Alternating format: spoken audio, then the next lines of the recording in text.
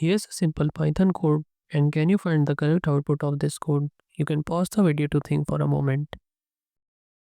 So the correct output of this code is -2 and 6561.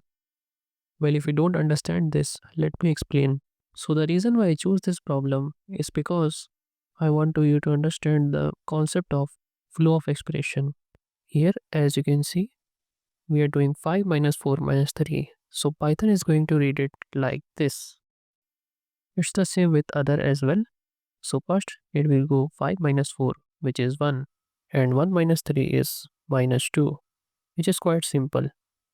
So the first output is -2. And now with exponential, Python is not going to read it like this. Instead, he is going to read like this. That's why it's important. So first we have to execute this part, and 2 to the power of 3 is 8. So the problem becomes 3 to the power 8. And 3 to the power of 8 is 6561, which explains our output.